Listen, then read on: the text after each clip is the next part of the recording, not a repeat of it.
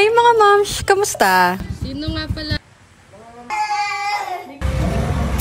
Nung Saturday, ganap na naman nga ito at nadali na naman nga si ate mo, girl. Ewan ko ba kung bakit lagi na lang tuwing Sabado ay nadedeli nga ang pag-edit ko at pag-upload nito mga mini vlogs ko. Pero hayaan mo na nga dahil ang mahalaga ay nakakapag-upload ako araw-araw. Kaya shoutout na rin sa mga solid 100 viewers ko dyan na nagtsatsagang manood sa mga videos ko.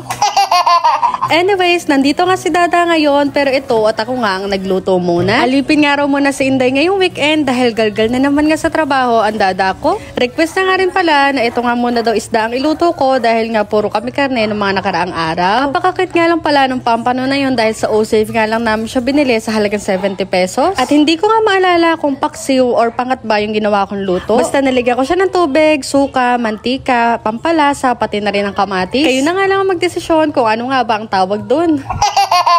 Pagkatapos ko nga isalang yung isda at maghugas ng mga pinggan, ito at magsasain na nga lang ako sa mini rice cooker namin. Meron pa kasing natirang kanin kagabi, kaya naman ito at dito na nga lang ako nagsalang. Buti na nga lang din at meron kami nitong spare na mini rice cooker. Oh, sino nga pala yung batang umiiyak pero pag sinakay sa kulong-kulong? Smile! Are you happy? Happy? Okay, wala. May toyo. May toyo ang bebo! Kailangan igala. Mga bigas. Bakit ganito yung ilong namin? Kabog. Nangangamatis. Ikaw ba nangangamatis sa akin? Nangangamatis ka yung ilong? Napakasalbay. Ano salbahe doon? Tinatanong ko lang naman nanay ko kung bakit ganito yung ilong ko. Aba, paano? Bakit sinampal si Clay? May karga agad. Oo.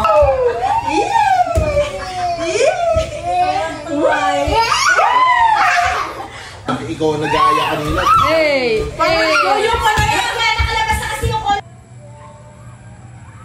Ang mga layas! Tanaw na tanaw nga pala dito sa may veranda namin itong bagong tayong perya. At ay yung Vikings nga ang ginagaya nila Bebo kanina nung nasa bahay pa kami. Punta sa peryan para manood ng... Ano ba ito? Dinosaur. Eto nga rin at nagkayayaan na nga rin kami magpunta dahil akala nga namin ay magugustuhan ng Bebo dito. Kaya lang habang papasok na nga kami, etong si Bebo nga ay parang gulong-gulo nga siya sa mga nakikita niya. Siguro ay dahil first time nga at hindi pa nga siya sanay sa mga ganitong klase ng lugar. At nung natanaw niya nga yung Viking sa malapitan, ay talaga naman parang nag-aaya na siyang umuwi. Kaya ang ending ay wala pa kalahating oras ay umuwi na rin kami. Tatanaw-tanaw na nga lang kami sa veranda. O siya at ayun na nga lang muna ulit for today. Follow for more.